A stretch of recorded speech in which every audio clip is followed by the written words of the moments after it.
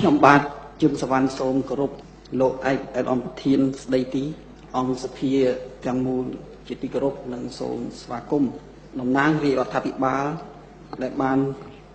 អញ្ជើញមកការពារសេចក្តីព្រាងច្បាប់នេះខ្ញុំសូមគាំទ្រសេចក្តីព្រាងច្បាប់នេះទាំងស្រុងហើយសូមកោតសរសើរប្រធានគណៈកម្មការទី2ក៏ដូចជារាជរដ្ឋាភិបាលដែលបានយកច្បាប់នេះយកមកធ្វើវិសោធនកម្មបន្ថែមដែលខ្ញុំយល់ថាជាវិធានការទប់ស្កាត់អំពើខុសច្បាប់ការលាងលុយកខ្វក់និងហេរញ្ញប្បទានសម្រាប់ពួកភេរវជននៅក្នុងករណីនេះខ្ញុំពិនិត្យឃើញថាច្បាប់នេះគឺជាឧបករណ៍ដ៏មានសារៈសំខាន់ដើម្បីទប់ស្កាត់អំពើអាក្រក់ទាំងអស់នេះខ្ញុំសូមលើកជូនអង្គសភានិងប្រជាពលរដ្ឋទូទាំងប្រទេសថានៅក្នុងប្រទេសកម្ពុជានាពេលបច្ចុប្បន្នប្រាក់ប្រហែលជាង$1000 លានដែលស្ថិតនៅក្នុងបរិបទនៃលុយកខ្វក់ដែលចេញអំពីអំពើពុករលួយហើយនឹងទង្វើខុសច្បាប់របស់អ្នកមានអំណាចនិងក្រុមហ៊ុនទុច្ចរិតមួយចំនួនហេតុអីបានជាង$1000 លានហើយមកទល់ពេលនេះគឺស្ថានភាពនេះនៅតែមិនទាន់បានធូរស្រាលនៅឡើយទេបើទោះបីជាមានស្ថាប័នប្រឆាំងអំពើពុករលួយហើយនឹងមានច្បាប់ជាច្រើនទៀត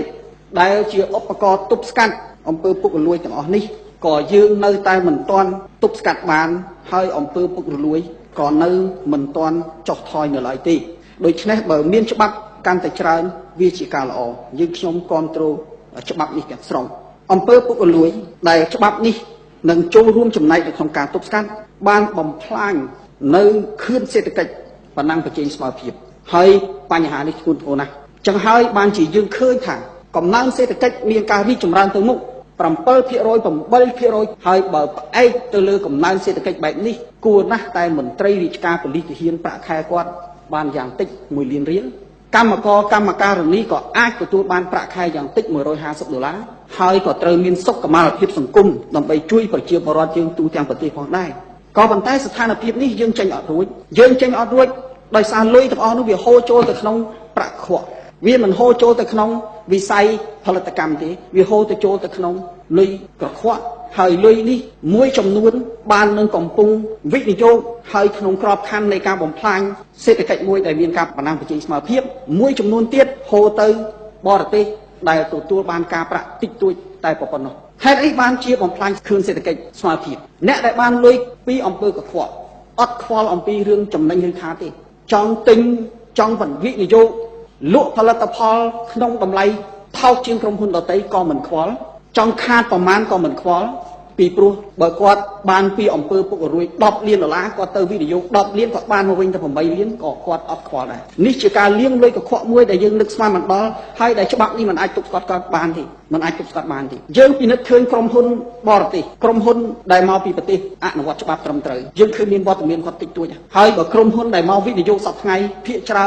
នតែពាក់ព័ន្ធនឹងការកាប់បំផ្លាញព្រៃឈើធនធានរ៉ែការទិញដីធ្លីពីរដ្ឋមិនមែនទិញពីប្រជាពលរដ្ឋទេទិញពីរដ្ឋក្នុងតម្លៃថោកពីព្រោះយើងឃើញសប្តាហ៍ថ្ងៃការលក់ទ្រព្យសម្បត្តិជាតិលក់ដោយគ្មានតម្លាភាពនឹងការទទួលខុសត្រូវហើយពេលខ្លះមិនបាន10%នៃតម្លៃទីផ្សារផងអញ្ចឹងអ្នកដែលបានលុយពីអំពើពុករលួយទាំងអស់នោះយកទៅវិនិយោគទុនយកបន្ថែមទៅនោះវាធ្វើឲ្យអ្នកដែលរស់ស៊ីទៀងត្រង់សុចរិតលំបាកមែនទែននៅក្នុង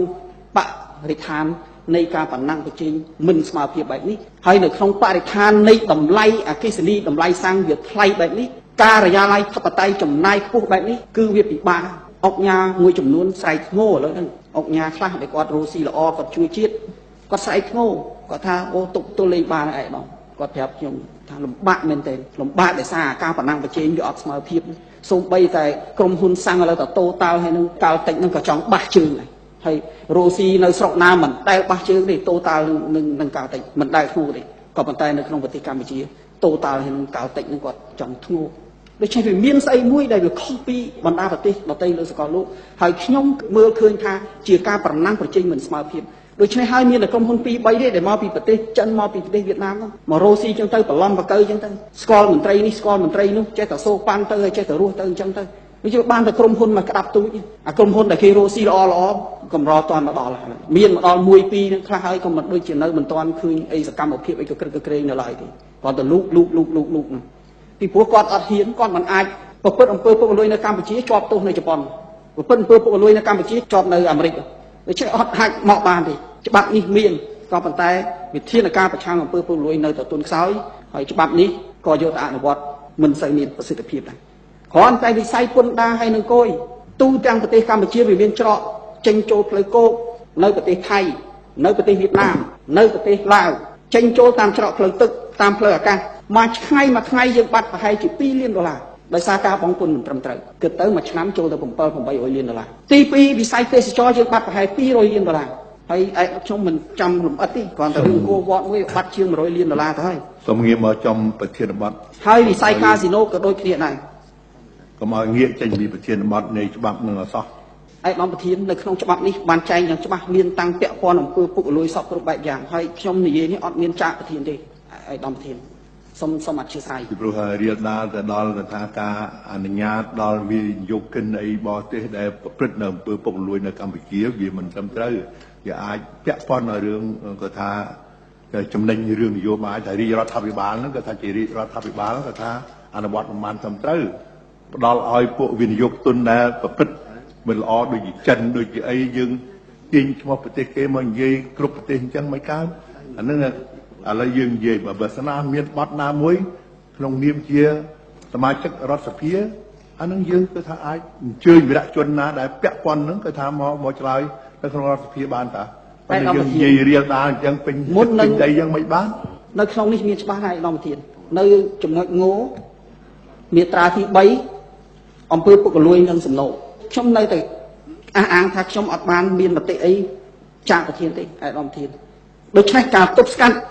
អំពើពុករលួយបូកផ្សំជាមួយនឹងការអនុវត្តច្បាប់នេះវាជារឿងត្រឹមត្រូវដែលខ្ញុំសូមឲ្យឯកឧត្តមពិចារណាហើយដោយដែលខ្ញុំជម្រាបអំបញ្ញមិញហ្នឹងគឺជាអនុសាសន៍ដែលខ្ញុំពិនិត្យមើលស៊ីជម្រៅនៅក្នុងការវិវត្តទៅរបស់សង្គមដែលយើងទាំងអស់គ្នាត្រូវគិតហើយបើយើងទទួលស្គាល់នៅមូលហេតុទាំងអស់នេះយើងនឹងរួមគ្នាដោះស្រាយបញ្ហាភាពក្រីក្រប្រជាពលរដ្ឋយើងបានហើយយើងនឹងមានលុយគ្រប់គ្រាន់សម្រាប់បើកឲ្យមន្ត្រីរាជការប៉ូលីសទាហានយើងរស់នៅសមរម្យនៃកម្មការរនីយើងមិនរស់នៅអត្តឃាតហើយយើងមើលតែប្រទេសគេជិតខាងទាំងអស់ហ្នឹងទៅដែលគេធ្វើបានគឺដោយសារតែរឿងតែមួយទេអាដាមខ្ញុំមានតែមួយឃ្លាយ៉ាងខ្លីគឺថាក្រីក្រទៅមិនរួចដោយសារអំពើពុករលួយនេះជាមូលហេតុដ៏ធំបំផុតនៅក្នុងប្រទេសកម្ពុជាយើងអញ្ចឹងសូមឲ្យសភាទាំងមូលក៏ដូចជាប្រជាពលរដ្ឋយើងត្រូវតែរួមគ្នាដើម្បីទប់ស្កាត់នៅមូលហេតុដែលធ្វើឲ្យប្រជាពលរដ្ឋយើងក្រីក្រណាដែលធ្វើឲ្យសង្គមយើងជួបឧបសគ្គនៅក្នុងការកសាងសង្គមប្រជាធិបតេយ្យណាដែលពីការបោះឆ្នោតម្ដងមានតាំងពីការប្រើប្រាស់លុយមិនសមរម្យទិញសន្លឹកឆ្នោតរបស់អ្នកនយោបាយមួយចំនួនខ្ញុំមិនថាគណៈបកណាទេហើយនឹងការធ្វើឲ្យខឿនសេដ្ឋកិច្ចយើងបាននឹងកំពុងវិវត្តទៅដោយគ្មានការប្រណាំងប្រជែងស្មើភាពនេះគឺជាអនុសាសន៍របស់ខ្ញុំជូនទៅតំណាងរាជរដ្ឋាភិបាលសង្ខេបមកវិញគឺយើងខ្ញុំគាំទ្រសេចក្តីព្រាងច្បាប់នេះហើយសូមឲ្យពេលដែលអនុម័តទៅយកទៅអនុវត្តឲ្យមានប្រសិទ្ធភាពឲ្យបានគ្រប់ជ្រុងជ្រោយដើម្បីរួមចំណែកកសាងសង្គមមួយដែលគ្មានអំពើពុករលួយដើម្បីរួមចំណែកកាត់បន្ថយភាពក្រីក្របង្កើនជីវភាពមន្ត្រីរាជការកម្មករប្រជាពលរដ្ឋយើងបង្កើនសេវាសុខភាពដោយមិនចាំបាច់ឲ្យគាត់បង់ប្រាក់នៅក្នុងមន្ទីរពេទ្យរដ្ឋរៀបចំប្រព័ន្ធអប់រំមួយដែលប្រជាពលរដ្ឋខ្មែរកូនខ្មែរបានទៅសិក្សាគ្រប់គ្នាមានឱកាសដូចគ្នាដើម្បីបានការងារល្អបានប្រាក់ចំណូលខ្ពស់ហើយនឹងក៏យើងរួមចំណែកនៅក្នុងការបញ្ចុះនៅតម្លៃទំនិញដើម្បីធានាជីវភាពប្រជាពលរដ្ឋយើងណាបញ្ចុះថ្លៃសាំងបញ្ចុះថ្លៃអគ្គិសនីជីកសិកម្មលក្ខណៈដើម្បីឲ្យយើងទាំងអស់គ្នានេះមានជីវភាពធូរធាររស់នៅក្នុងសង្គមមួយដែលមានរបបប្រជាធិបតេយ្យនិងការអភិវឌ្ឍសេដ្ឋកិច្ចប្រកបដោយសមធម៌សូមអរគុណ